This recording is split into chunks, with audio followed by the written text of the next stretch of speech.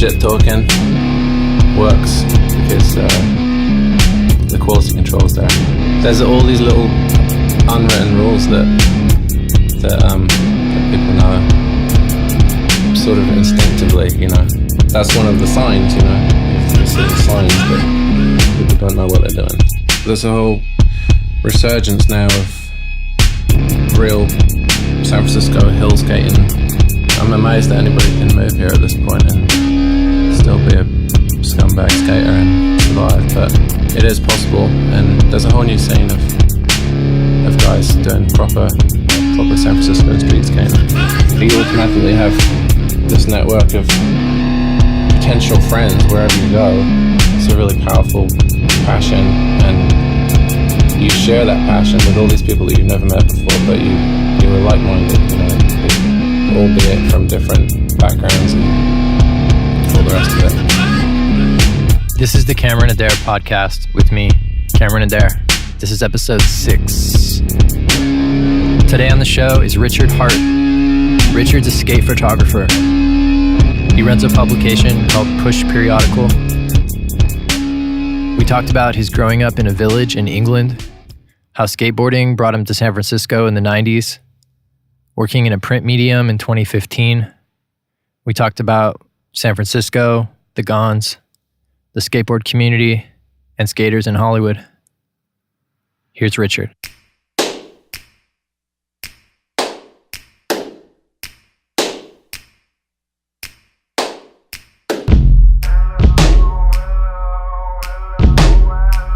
How's it going, Richard? Bit frazzled. You're leaving in 2 days for Europe? Yes, and I have to scan a lot of photographs, print a lot of photographs, and I don't know, run around. I suppose I don't have to do anything more than normal people do every day, but I'm just not used to this amount of activity all at once. The show was on Friday. The release thing was on last Friday, yeah. And but somehow, to my astonishment, I was actually sold out of them before the show. I had orders for the whole run before the show, which amazed me because I guess print isn't dead after all. And nobody had even seen, people had only seen maybe 3 photographs that were going to be in it. So, yeah, I was pretty blown away by that. But it's cool. It's reassuring, you know. That means I can do a second one, hopefully. Yeah. Congratulations. Thank you. The photographs are cool and the interviews are really cool. Oh, cheers. Yeah, I just did what I wanted to see, you know what I mean? I'd sort of, I just made the magazine that I would want to see and then just hoped that other people would want to see it. Yeah, the little preface that you wrote about skate zines and, like you said, doing something in print. Some people might think that it's like dead, and it's kind of, in a way, it's a throwback to what is meaningful for you, like with skating and stuff. Because the little story that in the beginning is how you, like, that's how your introduction to skateboarding was through like a zine. And then that was the whole, obviously pre-internet, and I grew up in a tiny little village in the south coast of England, you know, a literal and metaphorical world away from skateboarding. But so finding it in the first place was difficult. But then the only real connection you had then in those times was through magazines, you know, and because there wasn't really much of a skate scene when I started around where certainly not where I grew up, but in that area there wasn't a whole lot going on. And yeah, magazines were very significant. And then videos became very significant. And then now, obviously, life is radically different. But there's something about the objects, you know. I like the objects. And, you know, obviously, you know, I like records and books and magazines. I like the physical thing. Yeah, me too. It kind of seems more significant, substantial. And then also, I mean, the mag is all the pictures are shot on film, which again, to me seems real. And since it is a physical magazine, it makes sense in my head that the photos should be shot on film. You know what I mean? That digital photos on the internet seems apt, and then print photos in print seems logical, kind of. Yeah. You know what I mean? As a concept, it sort of makes the whole thing, like, it doesn't contradict itself if you're putting analog photos in print.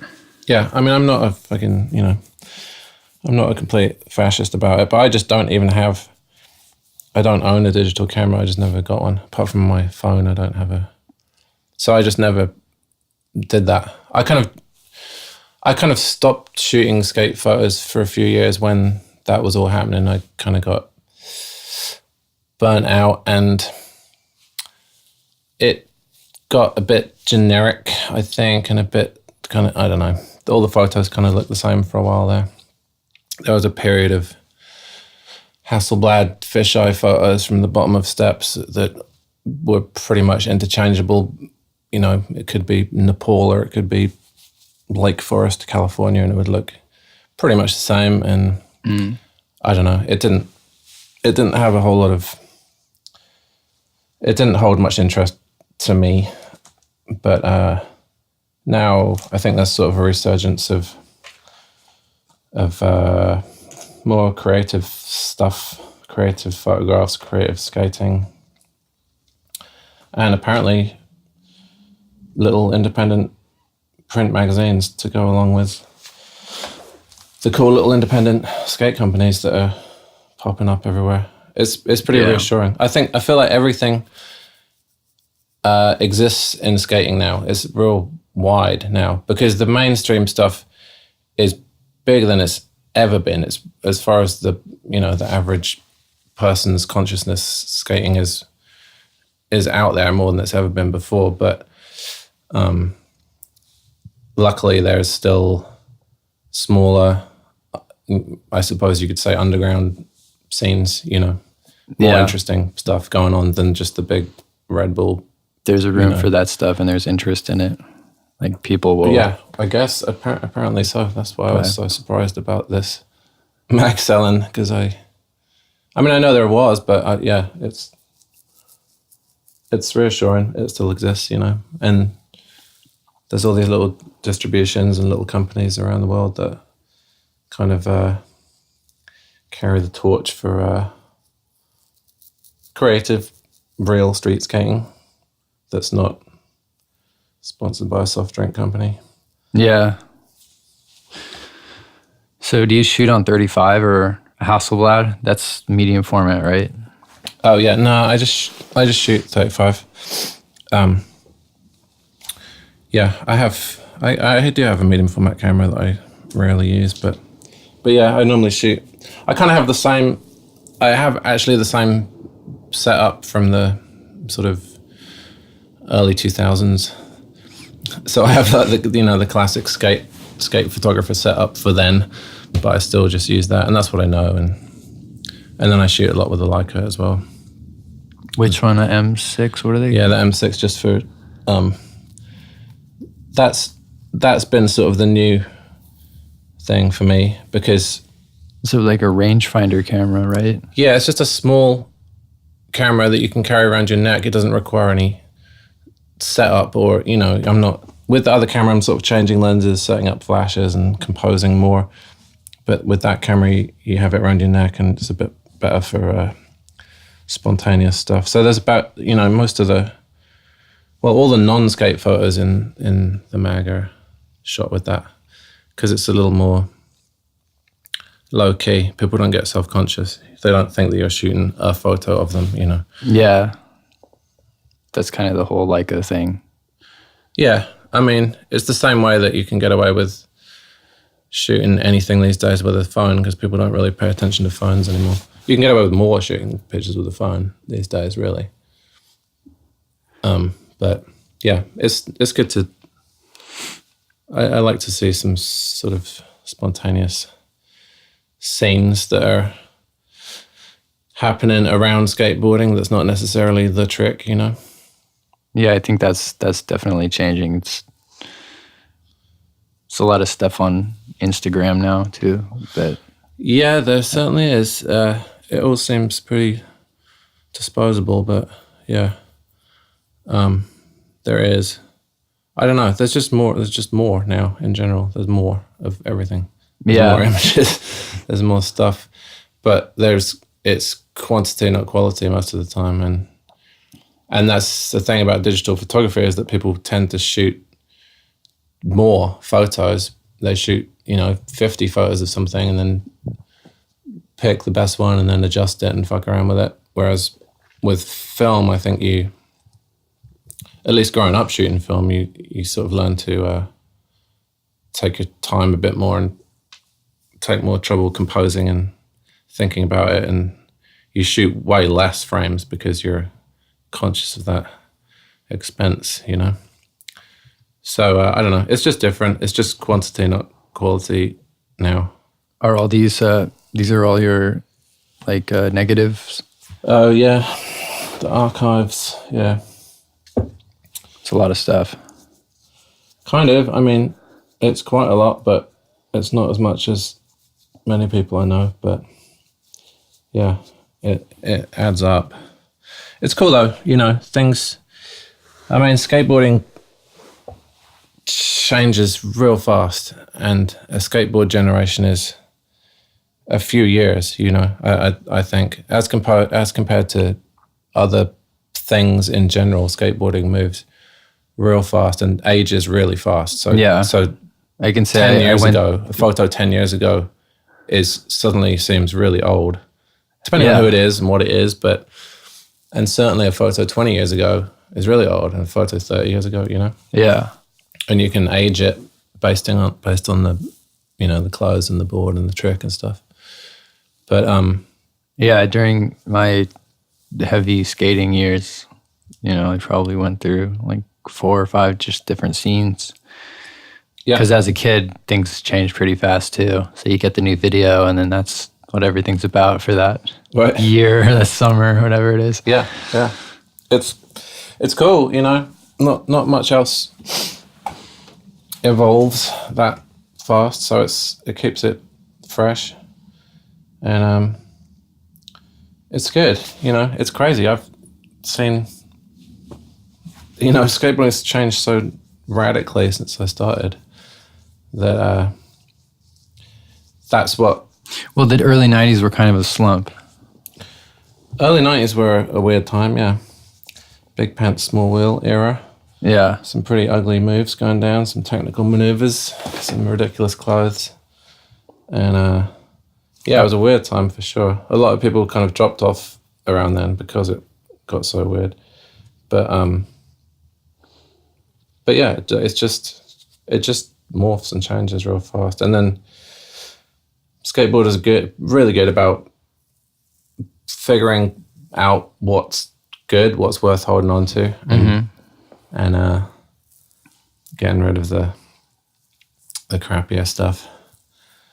Good quality control in skateboarding in general, because everybody's so anal and pays so much attention that all the shit talking works because the quality control is there. Yeah. You can't get away with too much dodgy stuff in skating because that's true. You'll get called out on it. Yeah, I saw that when I guess it was a couple months ago when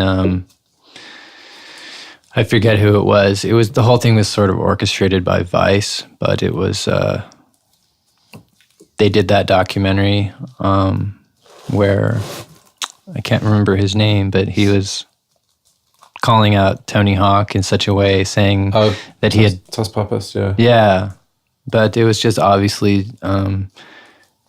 I don't know if it just came up for a week, but what was clearly to me that furore for a second there, yeah. Yeah, but what was clear to me, it seemed more so than everyone else who was talking about it, was that vices has nothing to do with skateboarding. All they want to do is like step on people's toes to get attention. And they're stepping into the world of skateboarding, which isn't going to put up with that. And so like Tony Hawk was like just very like straightforward and was like, I don't know what they're trying to do. Yeah, they just want the drama and the sort of romantic story. Yeah, skateboarding is definitely a closed club, you know. Yeah. People, if you're not a real, quote unquote, real skater, then, you know, everybody can tell. They know straight away, you know. Yeah, it's weird for me because I never really understood that until way later because it was never... at least growing up skating in the south part of the Bay Area, you never really saw people like trying to do it to be cool or like people trying to step in from the outside in that way. Well, it's just big. It's just bigger now. It's just got more mainstream than ever. So there's going to be more people. You know, it's a valid market for businesses. You know, so then you see, you know, the big sport manufacturers come in, and then whatever soft drink companies, and then whoever else feels like they can get a piece of because it's cool. I mean, skateboarding's cool. Obviously, it's always been cool and edgy, you know.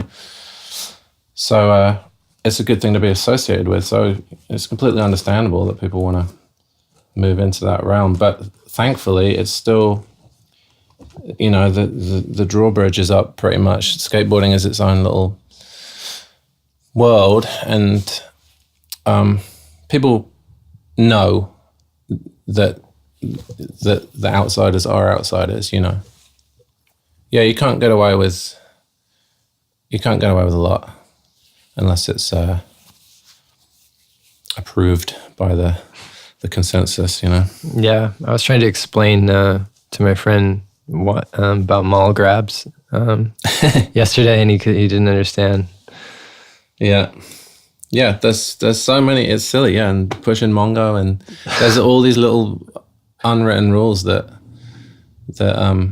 people know sort of instinctively, you know. But when you're trying to explain it does sound silly, because it is silly. That's silly that a mall grab should not be acceptable. But it's not acceptable. I couldn't explain it. But yeah, it doesn't. You can explain what it is, which is holding the skateboard by the truck and to carry it around instead of holding it by the side of the board or the nose of the board, and that seems fair enough, and it should be fair enough. But for whatever reason, it has been decreed that it is not cool, and therefore it is not cool. But yeah, that's one of the signs, you know. You see the signs that people don't know what they're doing, or they're not, you know, real skaters or whatever, you know. Which is fine, you know. It's fine, whatever. I do get annoyed with these guys on the electric boards bombing up the hill in front of my house. Oh God, I'm getting a little tired of that with their helmets on. But hey, you know, whatever. Yeah, that's something else entirely. Mm-hmm. That was kind of one of the coincidental reasons for calling this thing Push Periodical, because I was just sick of seeing these guys on the electric boards. Yeah, it's an eyesore. So there must be some story there growing up in England and ending up here. What's that about?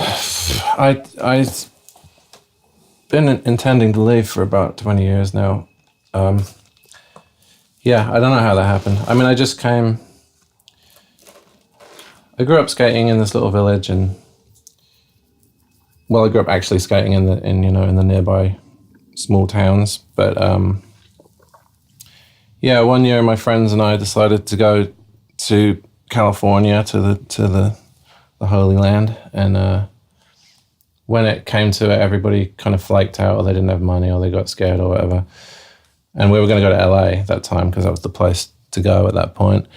And then by the time next summer rolled around, the emphasis had kind of shifted to San Francisco because of the first FTC video and the first stereo video. And so we wanted to go to San Francisco, and same thing happened again. Everybody flaked out, but I thought, fuck it, I'm going to go, and bought a ticket and came out here. And thank goodness it was here, because if I'd gone to LA on my own, I don't know what the hell would have happened. But San Francisco is kind of manageable, and you can figure it out geographically and skate around. And so yeah, I came out, and then Were you like living in London at any point, or did you move to? I lived in a tiny little village. And so you about didn't 100 make people in it, and then I lived so in it's San just 0 to Francisco. 60. Yeah, yeah. I was young, so it didn't seem like such a big deal. It seems scarier to move now, but yeah, at the time I thought, wow, why don't more people do this? I get it, I understand why people don't pick up and move, but you can do it, and you can make it work out. But yeah, I didn't really plan on staying this long, but here I am. But yeah, this was the place to come, mid-90s. I know a lot of people, well, a dwindling amount now, but I know quite a lot of people that moved here at the same time. Yeah. In skateboarding world, yeah. I mean, Yeah, it was kind of a Jamie boom Thomas was period living for in San his Francisco. van down by the EMB Yeah, at one point there. I came up to skate the EMB before they tore it down, probably around, I don't know, 97, 96. yeah. That was the place to be. It was pretty cool. Not a terribly friendly environment, but that was the place to be. That was the cool place to be. So and then Pier 7 happened, but yeah. Somehow it's been 20 years, to my surprise. And now for a few years there, I don't know, there wasn't such a great skate scene because they stopped all the spots, all the sort of famous spots got skate proofed. And then all the spots down by just everything by the downtown pier, kind of yeah. really, Hubba and Pier 7. or they got torn out or rebuilt or whatever. But then, yeah, and then it didn't seem there was, people weren't moving here to skate so much anymore. And also the cops it was pretty harsh for a while there. But yeah, it seems like there's a whole resurgence now of real San Francisco hill skating guys, which is cool. It's really cool. It's reassuring. I'm amazed that anybody can move here at this point and still be a scumbag skater and survive, but it is possible. And yeah, it's good. There's a whole new scene of guys doing proper San Francisco street skating. So when you moved here back then, was it specifically for photography or for skating or just for everything? Just all that stuff? Were you shooting back then?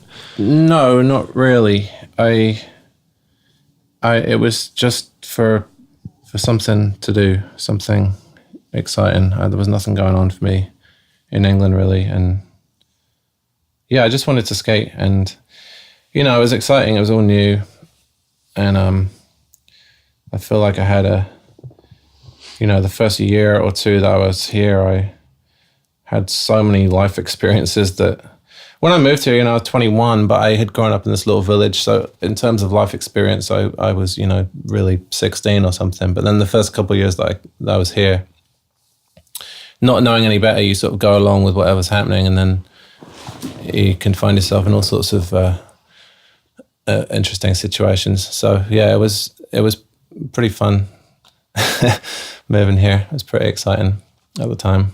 Do you have anything to say about being here throughout? I mean, because there was kind of a gentrification thing happening in the late 90s that the first .com thing? The first .com thing, and then now it's sort of happening again, and it's not the norm in my experience for someone to be able to weather those kinds of storms here. Well, I can't afford to live here. If I wasn't in this house that we're sitting in right now, I wouldn't be able to afford to live here. But people have lived in this house for a long time. Some skaters from Texas moved out here. Danny Gonzalez and his crew of guys moved into this house in, 15 years ago or something. But yeah, it's crazy. That first .com thing was pretty short-lived. And even at the time, I remember thinking that it seemed illogical. It didn't make sense to me that there was so many companies that were spending so much money, but not actually making any money, but they're just all hoping to, or anticipating making lots of money, and then, but they didn't make any product. You know, it didn't make sense to me at the time, and then it all collapsed pretty quick. But then now seems really different. It's just way more stable. There's 5 really huge companies, and I don't think it's going away anytime soon. But it's a bummer. I miss San Francisco. I always think I kind of miss it. I see little bits of San Francisco, but I miss all the weirdos. I don't know. I'm just sick of the flip-flops and I don't know. Yeah, I don't know. It seems a bit more soulless now, but there's still bits of the old San Francisco around. It's traditionally been a place of weirdos and outcasts and unusual people drawn here, but it's just changing now where it's the people are just more normal, I suppose. But what can you do? Yeah, I guess I don't see it as normal. I see my San Francisco as normal. Yeah, right. The abnormal is normal. It used to be, yeah. Where are you flying to on Thursday? I'm going to Paris for a couple of days to see some friends of mine. And then I'm actually going to go to Croatia, of all places, and do a magazine release there and a photo show in Croatia. Right. This guy emailed me out of the blue and asked if I wanted to show photos, and I said, yeah, sure. I'm actually going to be in Europe, so that would be good. And I'm making this magazine, so if you want to do a magazine release, that would be good as well. And he's been doing this skate film festival photo thing in Croatia for a few years now, and it seems like a cool event. It's I don't know, skating's crazy. It's really cool. This complete stranger emailed me and said, yeah, you're going to come and stay at my house for a week. I live 1 minute away from the beach. And how often does that happen, that a complete stranger does that? That's great. When you're a creator, that kind of stuff can happen.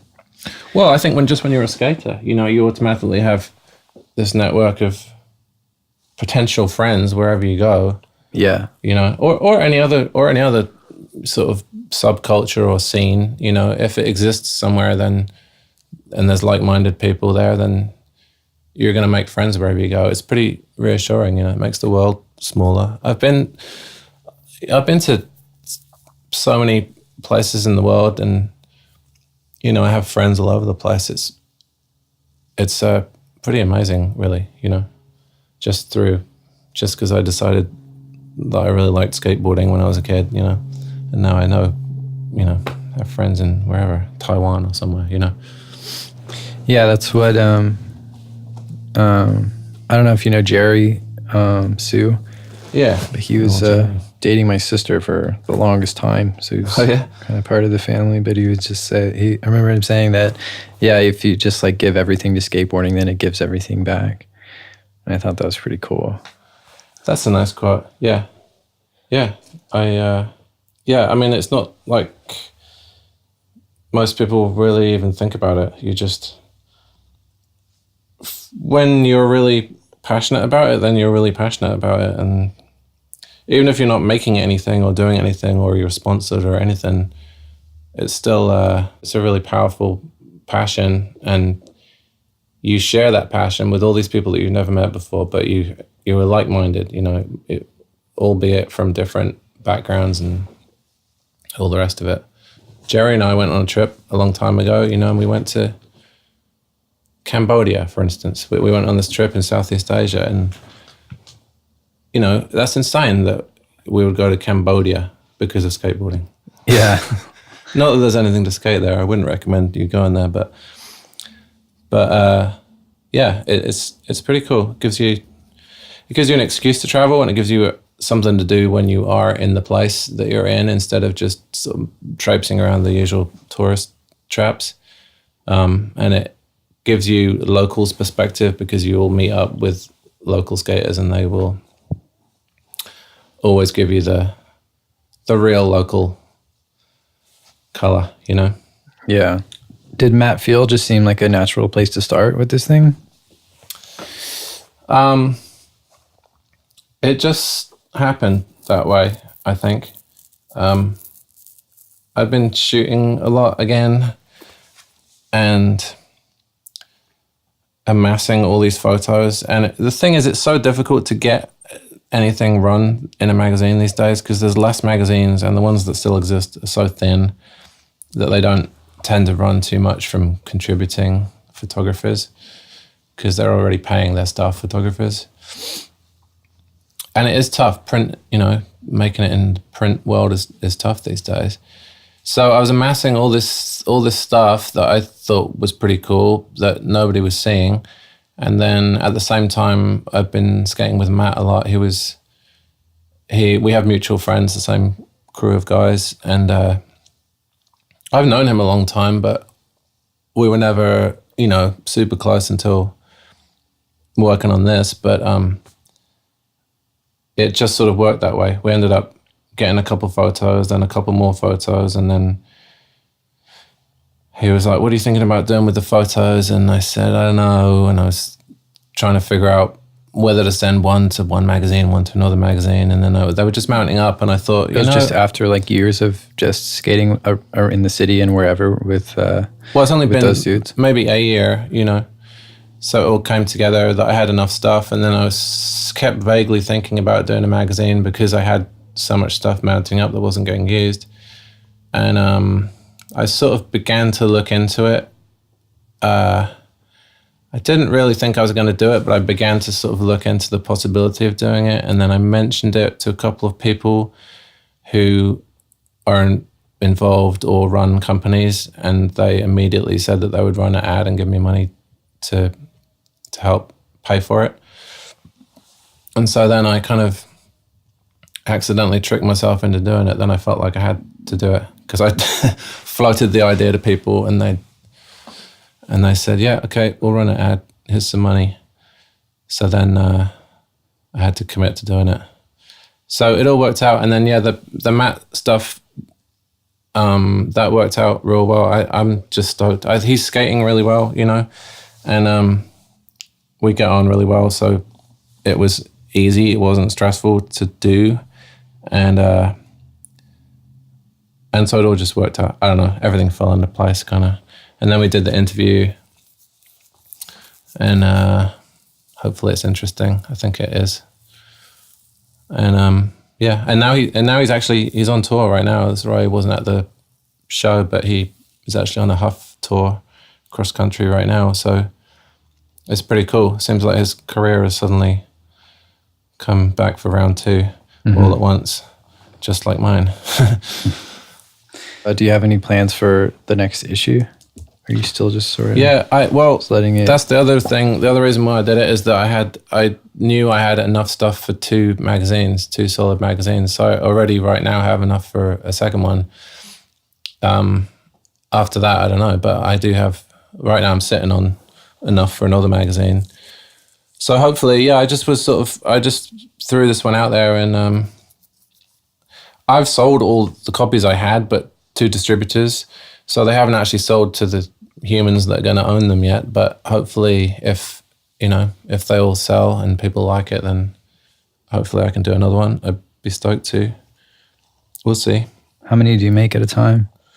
Well, I was going to make 500, and then the day that I had to confirm the order with the print shop, I got an order from a distributor for 200. So I thought, oh, I guess I'd better make a few more. So I made 700 in the end. Yeah, so amazing. It really is amazing to me, but yeah, they're gone. Yeah.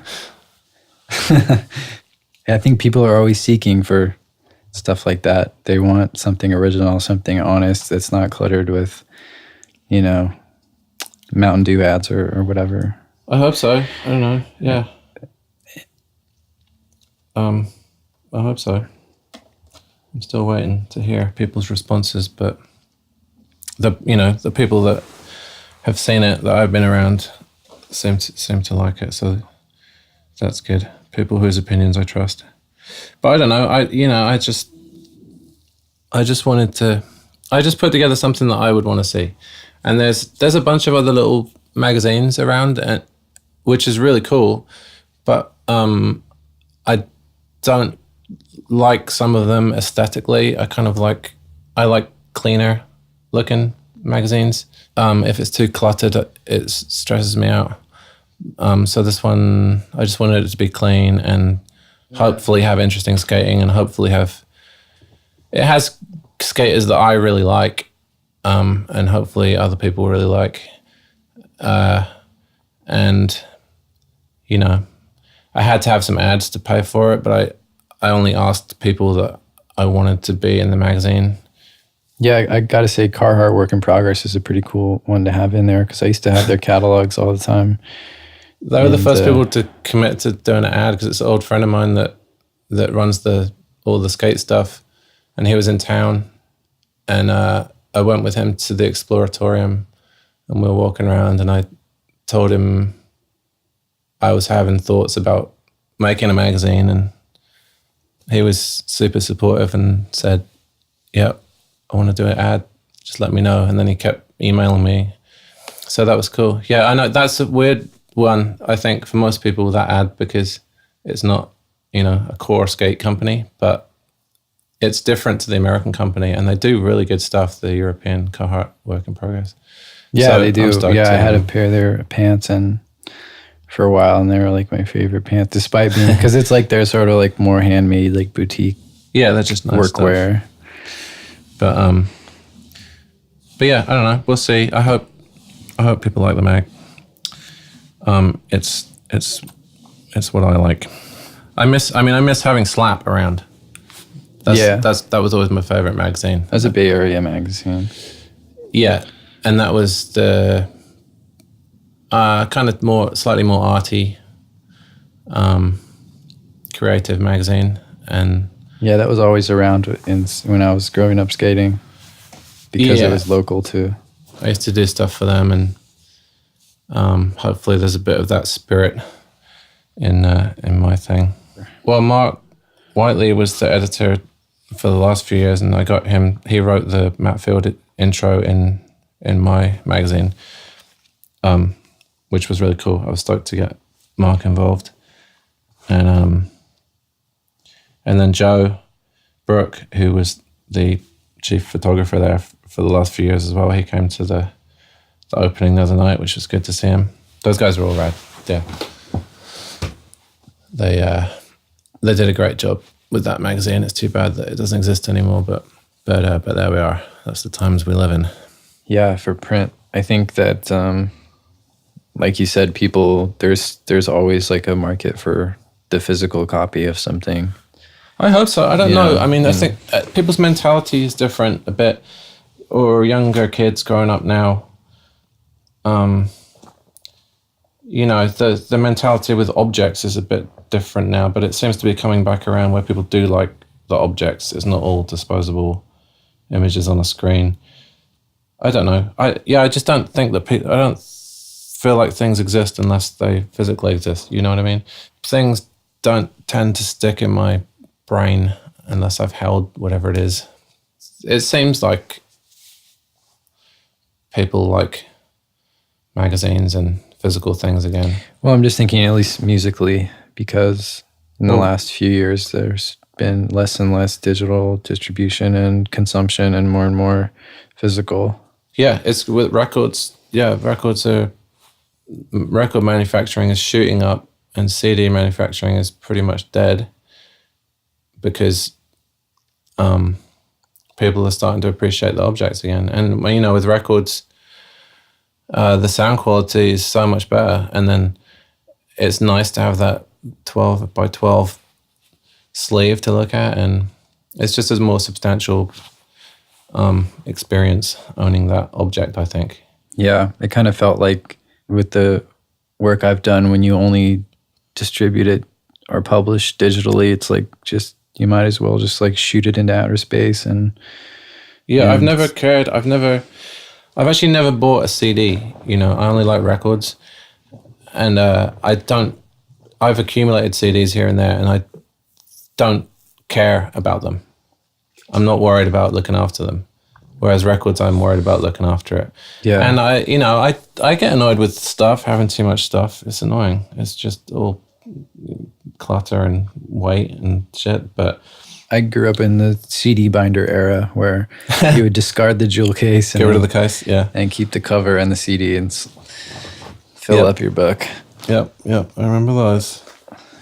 But I always just preferred records for whatever reason. Yeah, I have all these shoeboxes full of magazines. I just pretty much kept the ones that I have photos in, but still, it is annoying having all this heavy stuff to move when you move, but whatever, I don't know. I just made another object for people to carry around, so hopefully they like it. Since the first issue's done, is there any sort of like postpartum like shit? What do I now? It's like actually done. What the fuck? I got to do this forever now, or what? Well, I'm not really thinking that far ahead. Yeah, I don't know about that. I wasn't. Yeah, I don't know, and that's partly why I called it Push Periodical, because I intended it to come out periodically, like whenever I felt like it, basically. But no, I don't know. I'm not really worrying about that right now. I'm just gonna. Hopefully I'll just make the second one in December, January. Maybe put it out in January, I think. And we'll see what happens. I don't know. You have a dark room here? Yeah, I have a dark room that I printed all the stuff that's in the show in the dark room. Yeah, it's kind of nice. It's meditative sometimes to print photos. Sometimes it's really frustrating, but it's still kind of magical to stick a plain white piece of paper and some chemicals and then see this image appear, Yeah, I really enjoyed it the times that I've done it. I took a mural class at Cal Arts, and so you'd buy the mural. You did murals? Yeah. That stresses me out, that idea. It's a gigantic piece of paper. Yeah, that's and an expensive piece of paper as well. Yeah. And then did it in the troughs, rolled it up and put it in the troughs. From a 35, and then project it onto the wall. Yeah. Yeah, I nearly did that with this show because I had that big mural print there, but it really stressed me out. And then I found this place that would print it for me that was pretty inexpensive, so I ended up doing that. But I printed all the other ones myself. And then there's one photo by my friend Ben Gore, who has a photo in the magazine and lots of photos of him in the magazine. And then there's my other friend Matt O'Brien, who's a really great artist who lives in the East Bay, skater. I was stoked. I wanted to have a different contributing artist each issue, and I had it in my head. I wanted to have Matt in the first one, but I didn't really give him much notice. But I said, can you please make a piece relating to Matt Field for his interview? And he made me a couple of collages for it, which I was really stoked on. Thank you, Matt. So yeah, I want to have sort of select contributors each time that I will choose. Oh, this is your proof. Yeah, I went back and forth a lot with the proofs, and I don't know, it still doesn't look exactly how I want, but how so? It's pretty close. I don't know. I'm constantly wanting to adjust things and rearrange things and move something over 1/8 of an inch, and it helps if you have someone else make decisions for you. Contrast. Yeah, I know. Well, that's what I always had. I would always just give the photos to the magazine, give the text to the magazine, then they would deal with it. But dealing with it myself I'm not terribly good with computers, so I had to learn stuff, and it took me a while, but I figured it out, and hopefully it looks pretty good. It turned out pretty much how I wanted. What's the stuff that you've done with magenta? I saw there was like that old video that resurfaced at one point. The Old Whoops New Groove, that one? Yes, yeah, I think so. I'm old friends with those guys. they stayed at my house the first time they came out here. Well, Sawyer did, and then the first time both of them came out here, they stayed with me, just because we had mutual friends. I had never met them before, but and then they started this company, which is really good company, I think. But I don't know. I went to Bordeaux last summer, which is where the company's based, and they had the whole team there for a month or two to film, and I went there for a few weeks and shot photos and hung out with those guys and drank wine and slept on the futon, and then those photos are in Push, or some of them. The Bordeaux ones. Yeah, the Bordeaux stuff. So, it's just a cool little French company. Well, not so little anymore, but yeah, it's a cool company in Bordeaux. Great light in that town. It's pretty good for shooting photographs. Really nice light, little alleyways. How about Gons? Oh, man. What's your relationship with them? I don't know if I have much of a relationship with him, but no, I was stoked to have him in there. And that just kind of worked out. I was in New York a few months ago and skating around with this guy Bobby who skates for Crooked, which is Gonz's company, and I was talking to him and I said, "How often do you actually see Mark? Do you skate with him ever?" And he said, "No, rarely, but we send messages all the time, and I'll send him a message right now and tell him we're going to this spot and see if he comes out." And lo and behold, he did. And Gonz is a big fan of this guy Jake Johnson, who was trying a trick on that spot, and he was filming him with his iPad. And then Jake got hurt and stopped skating, and then I think Mark was kind of fired up and decided to go and try and board slide it. So it was pretty cool. It was a little treat. You know, he's one of the best. I mean, Didn't he draw a picture of one of your photos? He did, actually, yeah, to my surprise. He's an interesting character. He seems to have a really good memory, I've noticed. But he sent my friend a drawing that he did of a photograph that I shot a photograph years and years ago that was in Slap, really small, of this little Darth Vader doll with a fingerboard, and it was a Vision Mark Gonzalez fingerboard, and it was in Slap in, I think maybe 99 or 2000, really long time ago. But one day I got this text from my friend, and it was a reimagining of that photograph from Gonz. So that was pretty cool. I was pretty excited to get that. Yeah, it's a piece of fine art.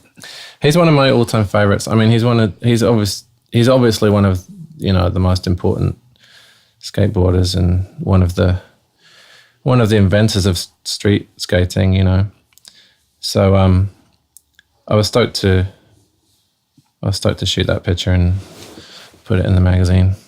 Yeah. Was he just sitting in his studio going through old issues of Slap, like drawing stuff, or just remembered because his name was on it? Or I don't know. Maybe he just had a mental image of it in his head. I don't know. I haven't asked him, but just write him an email, say thank you, or at least say what's up. But no, I was stoked. It might actually be on a board graphic. Hopefully, we'll see. Cool. I know you've done some board graphics before. That was for Magenta, right? A few months ago, I had a guest artist board to come out on Magenta, which was really nice of those guys. I was stoked. So just the one? You have more than one, right? Have your sort of pen style drawing or photographs and stuff? That's the only. Is that the only one? Yeah, no, that's the only one so far. Really? I thought Harry has one at his house that you did. The black and white one? Magenta one? Yeah. It's probably that magenta board. Oh. But yeah, I do draw a lot, although people don't normally see that. I don't really show them so much, but yeah, in the magazine, all the captions are handwritten, and I mean, hopefully it has its own look because of that. You know, it's not just photos and text. I drew all the captions. I always used to try and do that with articles in skate magazines. I would always give them drawings and handwritten captions and stuff to use because I liked it to look more personal, you know. And very often they would use them, which is cool. I'm not sure if anybody noticed or cared, but I preferred it, having a little bit of bit more personality like that. From a photography standpoint, what are some of your favorite ones that you've done? That I've shot? That you shot? Fuck, I don't know. I did it in the penultimate slap. I did an interview with Karma, with this kind of legendary skater, Karma Toshev. And that was pretty significant for me because, I mean, I was a big fan of Karma, but that was kind of a project that we really worked on together and really wanted it to be good because at the time, we actually both thought that it was going to be the last thing we were going to do in skateboarding because we were both kind of burnt out, and Karma was about to move, and he just had a kid, and I was just, I don't know, I was in a weird place. So that was a project that we really put our heart into, and then as we were working on it, they announced that Slap was ending, so we had to get it done before. Couldn't they have that happened. Sold it or something? Slap? Yeah, they. Oh, I don't know. Isn't that? I mean, kind of. That's ultimately what happens. Either you.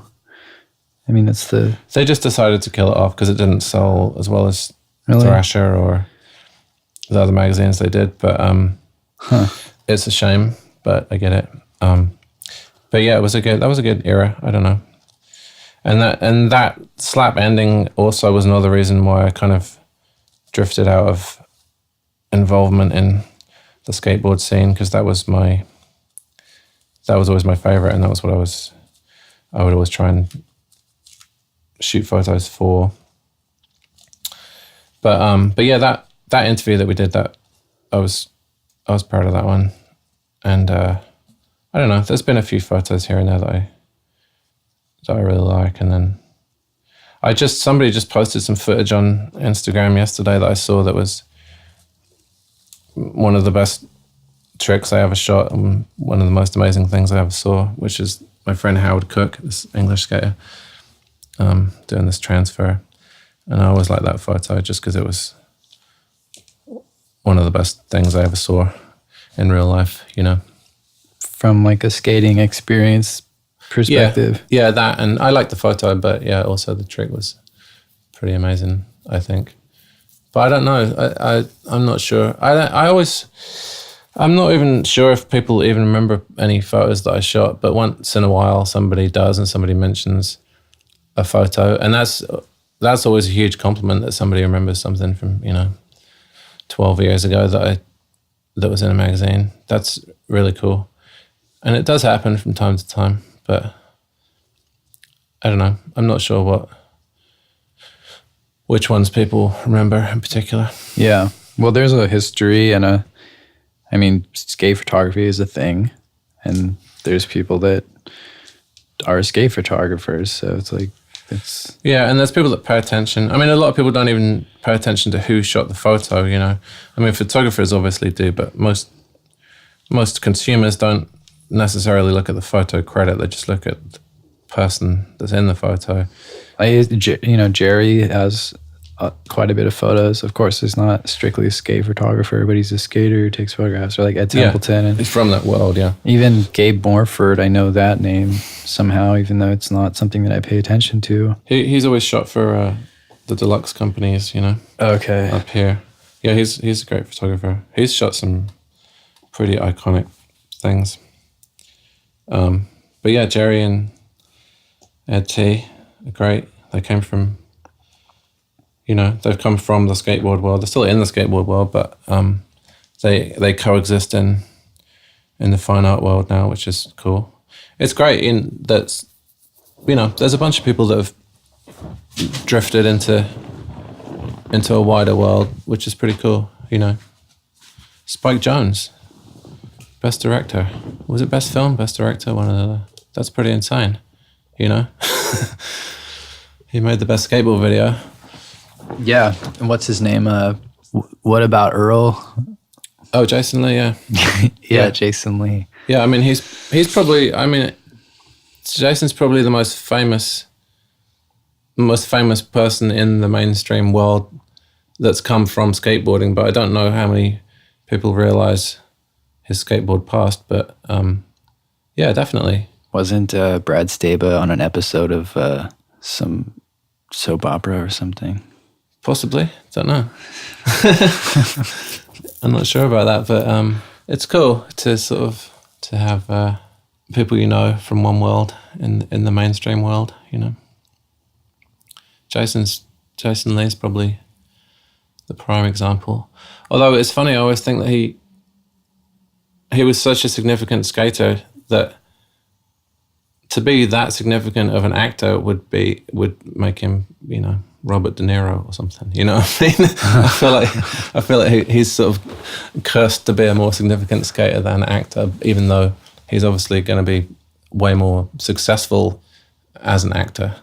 Yeah, it's always just like you used to be in the circus type of thing. So how long is your trip for? A couple months. I'm going to go see my family and drift around a bit and go to a couple places with the lady. She's coming out, and then I maybe do another magazine release in Bordeaux as well. We'll see. I'm not sure. I crave some Europe from time to time, so it would be good to just get out there and eat a lot of cheese. Yeah. Yeah, I haven't been there in a long time. Almost a decade now. But the last time I was there was with our friend Harry. Yeah. We did a little skating. Our mutual friend. A little cheese eating. Yeah, I'm gonna try and I'm gonna shoot as well, hopefully, and we'll see what happens. Maybe try and do an article somewhere. I was gonna try and organize a little skate trip, but then I got too busy with trying to get the magazine done.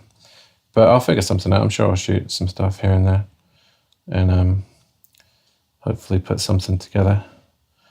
Yeah, it's funny having this magazine exist now, because then I'm thinking slightly differently about trying to produce stuff for it more than before. We'll see. Not in a bad way, I hope. No, not in a bad way. No, it's good, actually. It's good. I feel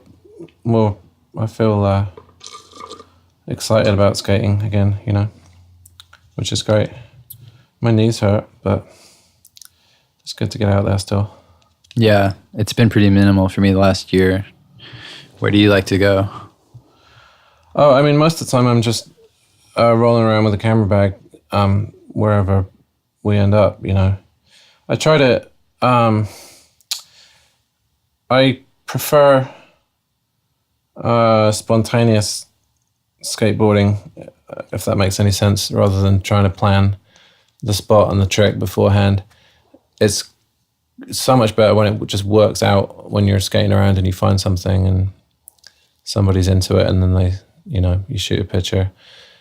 Most of the time that doesn't happen, of course, but when it does happen, it makes it better. That tends to happen on trips. If you're on a skate trip with people, then that's how it goes, because you're only in that town for a week. So it's now or never, you find the thing and it's now or never, instead of, thinking about going back in a week or in 2 weeks. And that's why skate trips are good and productive and exciting.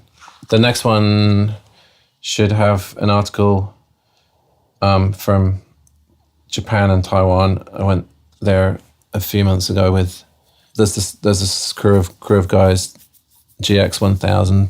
There's a series of videos called GX1000 that you can see on the Thrasher website that are really good. You real, proper street, and a really good solid crew of skaters.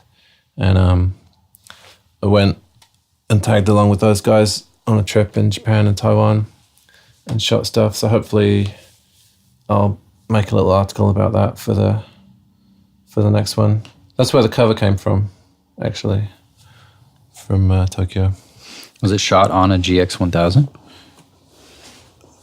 On what, the video camera? Yeah. Oh no! But that was on that trip with those guys. I wanted to have What is that somebody. shirt? That's the funny thing. His shirt is actually advertising a different magazine, but I didn't care. I thought it'd be kind of funny.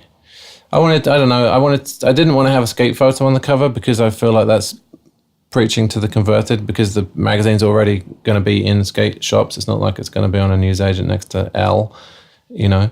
So I don't need to show that it's a skateboard magazine, because obviously it's a skateboard magazine because it's in a skate shop. So I didn't want to have a skate photo, and I just wanted to have something kind of eye-catching and Well, there's also no text on the front. yeah. Well, actually, That's only they on the have a proof? sticker. They'll have a sticker on the front. Oh. But yeah, there's not. Yeah, I just wanted it to be a bit more striking than having a. But I also wanted to have somebody that I think is a really great skater that is current, and Jake, who I put on the cover, I feel that Jake way Johnson. about. Yeah, I think he's gonna be one of the more significant guys. I think he's pretty memorable, powerful skater. Yeah. When he was staying in a van outside Double Rock, he was also staying at my buddy Andy's house down on Folsom and 20-something. Yeah, he's a good lad. And he would Jake's a good crash there one of the nights I was crashing there. Yeah, he's really good. He's cool. People seem, yeah. He's a weirdo, but aren't we all? You know, but amazing skater. And yeah, I thought it'd be cool to have him on the cover. Where's the opening in Croatia? What's those guys? The Croatia thing, it's called the Vladimir Skate Film Festival, and it's in two towns, I think. It's in a town called Fazana and a town called Pula, I think. But it's over a weekend. I forget the dates, but it's this month, September the 20-something. So yeah, if anybody's in the neighborhood, stop by. And who's the distributor that's taking care of all that stuff that you're talking about? Yeah, there's a few. So there's, in England, there's one called Rock Solid, and then there's a mail order based in England that deals with all of Europe called Palomino, and then Magenta have a bunch of copies in France, and then there's Peer Distribution in Spain, and then there's Pact in Australia and New Zealand. Oh, you have it in Australia and New Zealand? Yeah, and then in Japan there's a distributor called Kukunochi. Wow. So it's out there. It's doing the rounds. Hopefully people can find it if they try. I'm pretty stoked to get it that well distributed. Thanks for doing this. Yeah. And you're welcome. congratulations on everything. Well, thank you. I just want to put out something that I think's cool. So is there anyone you want to thank or do any shout outs? I'd like to thank everybody that's in the magazine that I shot with. I really appreciate it, and especially all the distributors and people that bought copies of the mag. I really appreciate that too, and I hope you guys like it. Yeah, it's amazing how much, like how many people get involved, like by the time you're done, like making something. 'Cause Yeah. I know I just did my record, and it's like when I think back on it, there's so many people that I didn't even consider Did something, yeah. in the beginning. No, it's great. It's reassuring. You know, it's when your friends come through. You know, and I asked the people that I wanted to be in it to contribute, and nearly everybody did. You know, nearly everybody could and did, and yeah, it's real reassuring. I appreciate it. Where can you get it? I know you can get it at FTC and Deluxe and at Needles and Pens Gallery on. Well, Valencia. I'm not sure where you can get it anymore. If you look on the website, there's a list of distributors and places where you can get it mail order. So there's a company called Theories of Atlantis, and they distribute a lot of skate brands, cool little independent skate brands, and they have some. And then Quasi Skateboards that Jake rides for, they have some for mail order in America. And then there's other places that have it. But it's all, if you investigate, you can find it, I think. It's out there. I sent off about 10 boxes of them the other day. You got t-shirts made? I have an idea for a t-shirt. So probably for the next one, if there is a next one in January. Well, congratulations again. Cheers, Cameron. Thanks for chatting it up. Yeah, man. Have a safe trip. All right. Cheers, mate. You've been listening to the Cameron Adair podcast made by me. Thanks to Richard. You can find Push online at pushperiodical.com. This show's on iTunes, it's on Stitcher, it's at cameronadair.com/podcast. Thanks for listening.